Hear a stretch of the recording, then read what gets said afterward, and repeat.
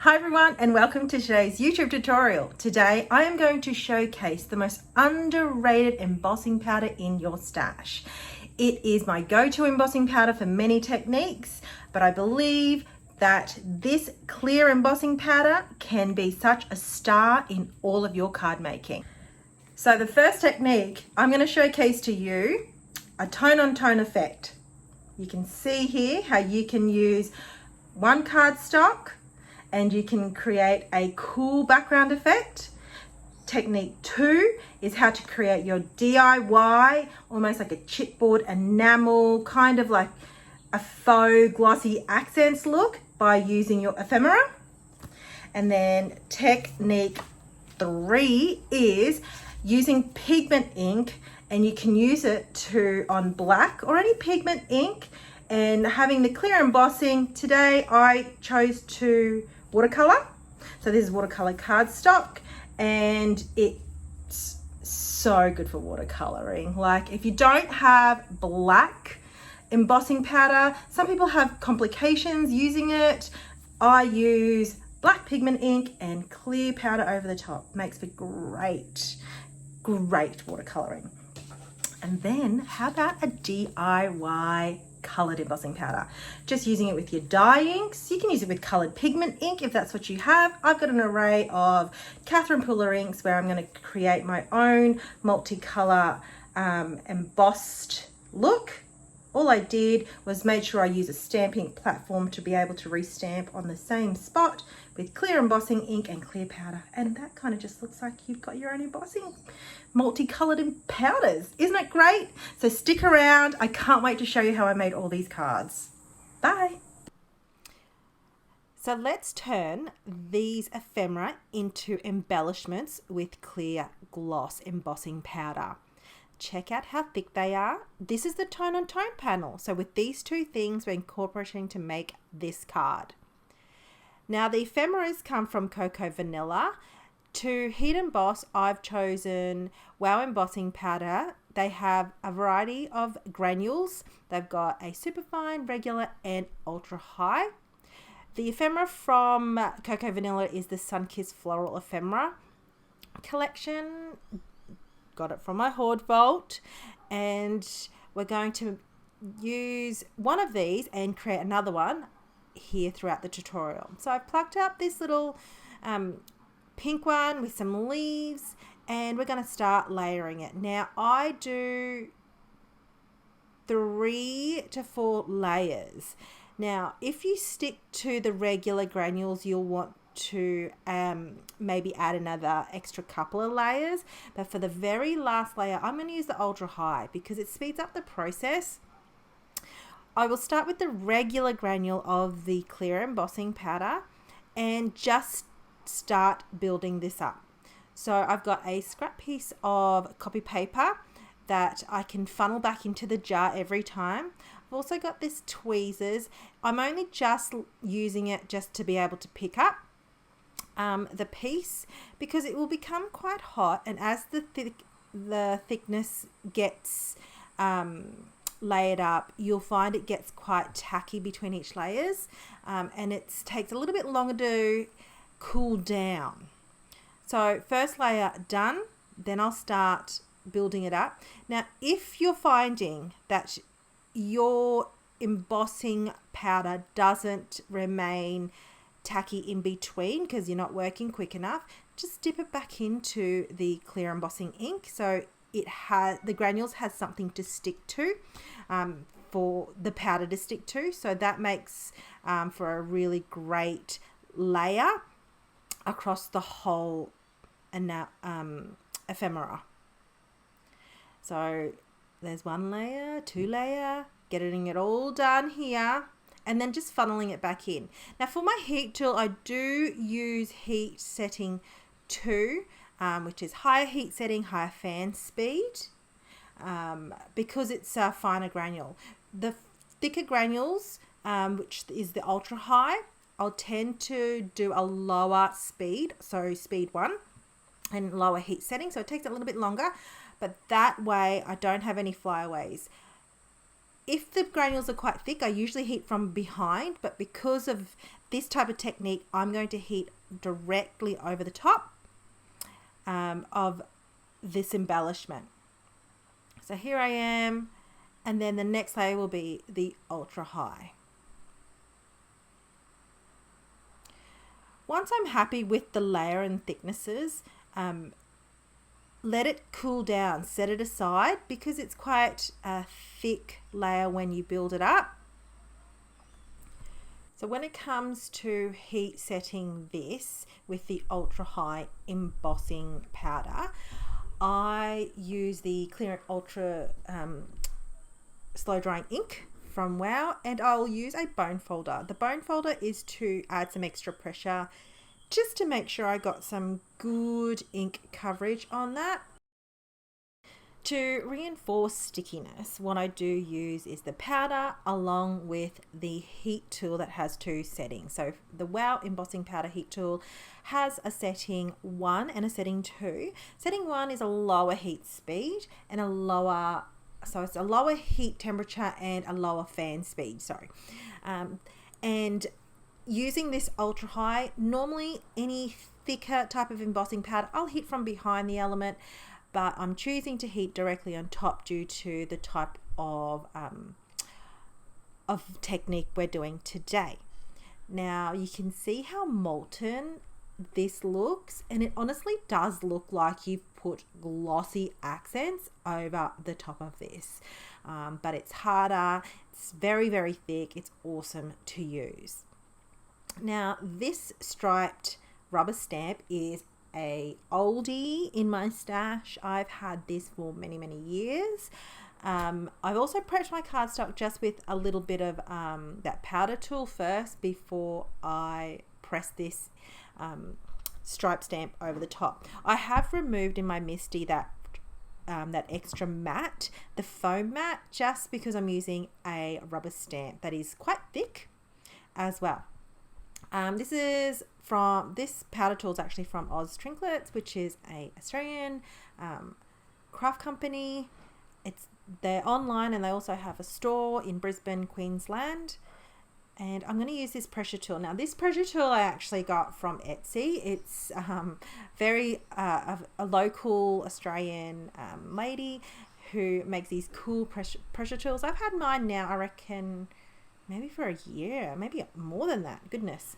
All right, so I just quickly showed you how I placed like a dotted tape runner onto my Misty there, just so that I can make sure that this black cardstock doesn't lift when I'm stamping or move.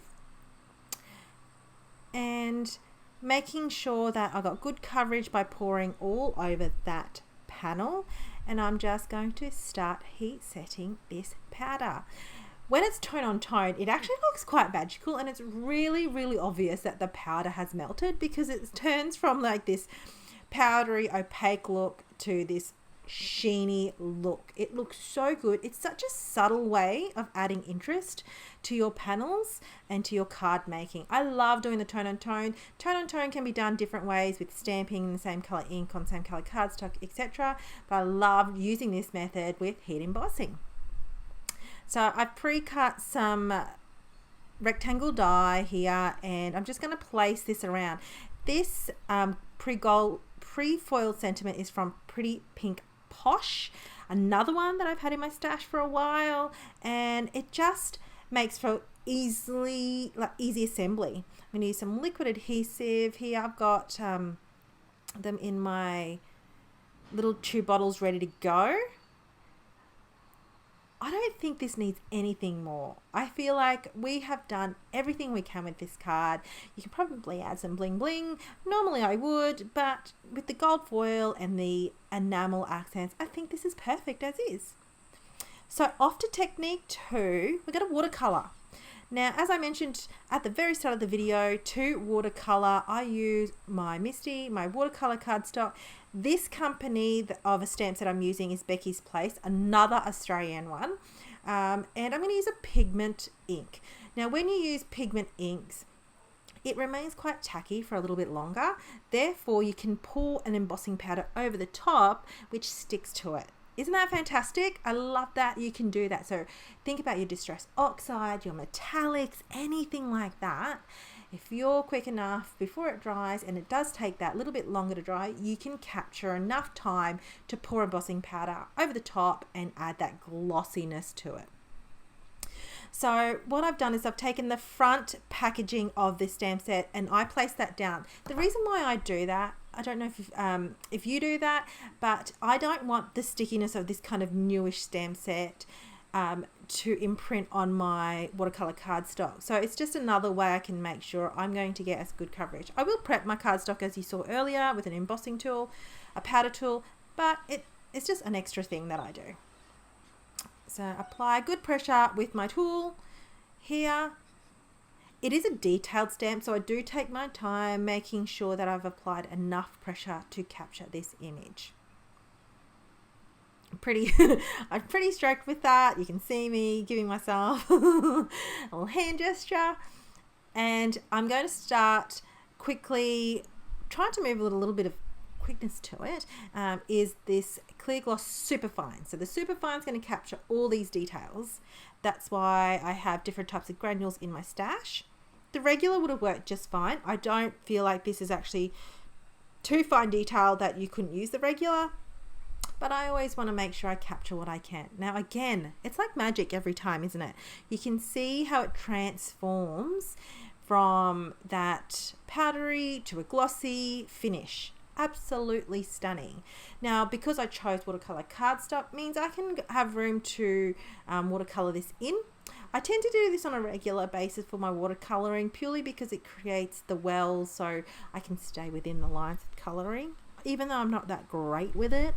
I've also got this Ultra New paints as well. To prepare my paints, what I've done is I've put some dropped some water in or the colors just so that it becomes a little bit more fluid to play with, and I'm going to just do some really rough watercoloring here.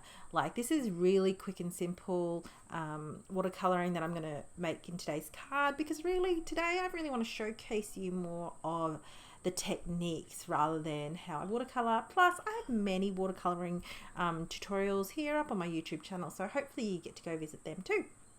So I actually have to say these paints make for really quick type of paints. I love the pigments in them and they spread really easily.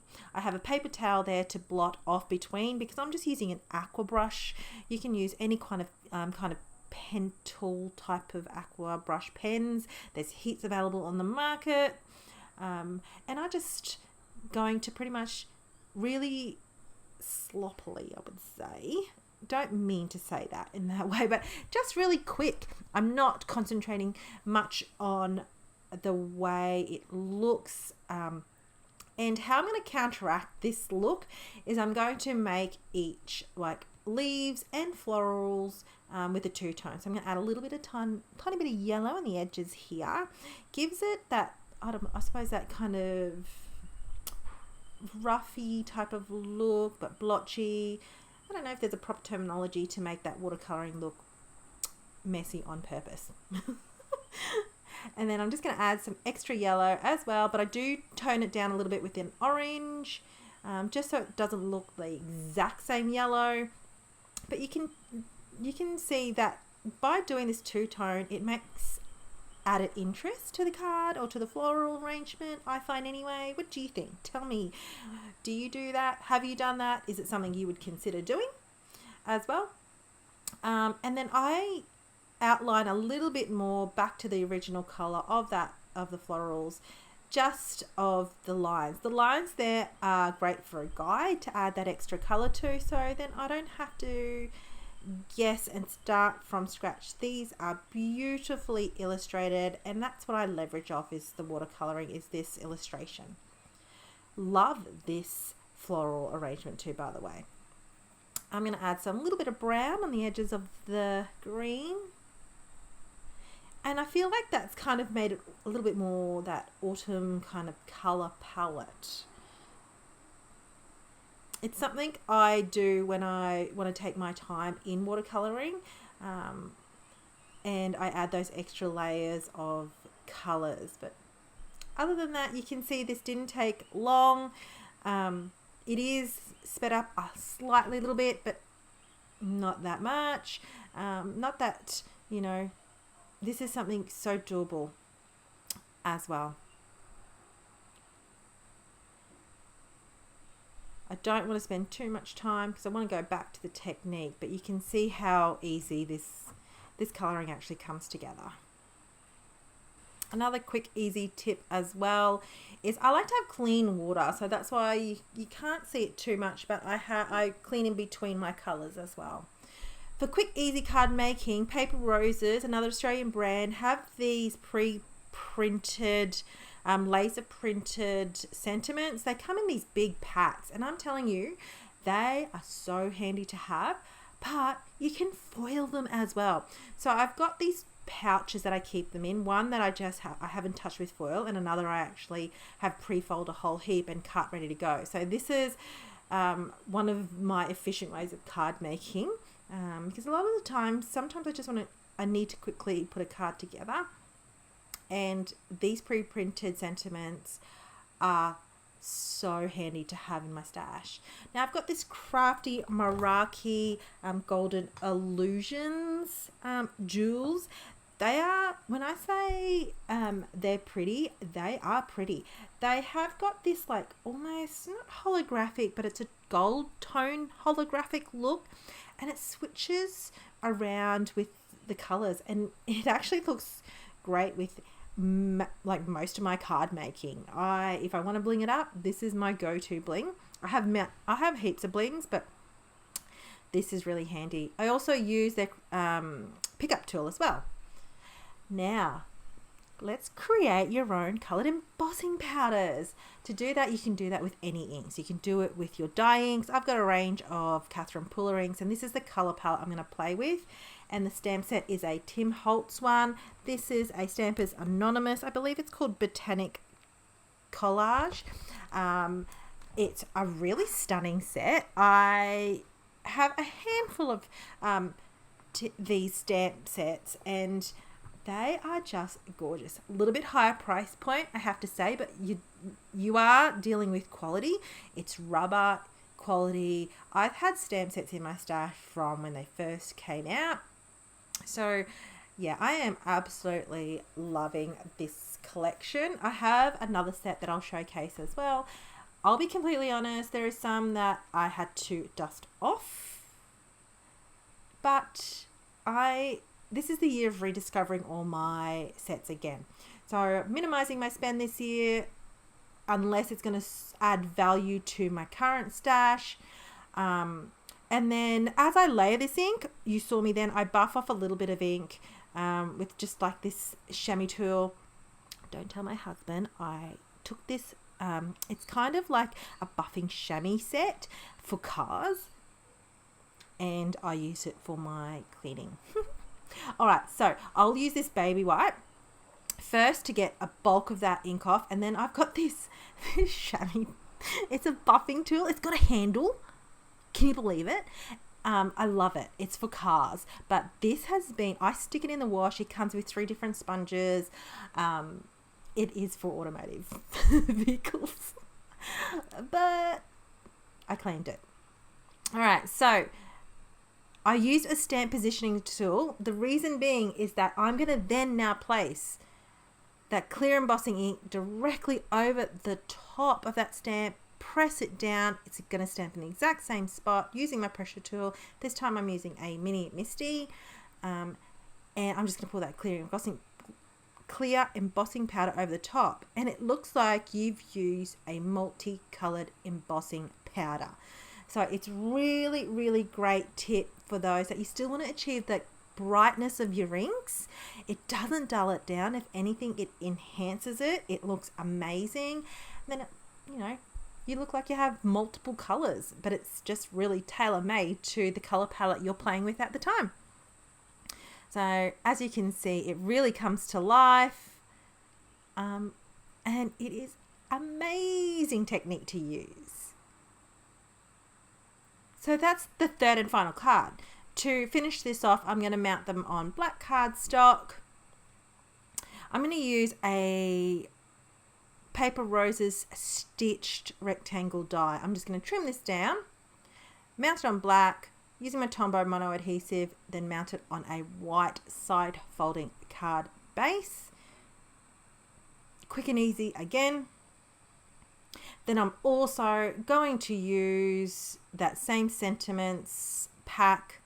I think it's called Big Sentiments. It's Paper Roses. You can get it from here in Australia, but you can also get it from scrapbook.com, which I'll link below, and foam mount this on. Done. Done.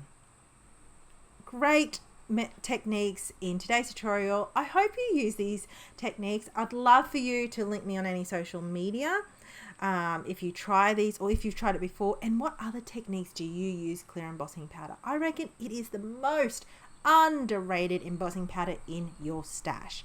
So thanks for watching, everyone. I'm looking forward to reading your comments. You take care, and as always, don't forget to like and subscribe to my channel and leave a comment. I'd love to hear from you. Take care.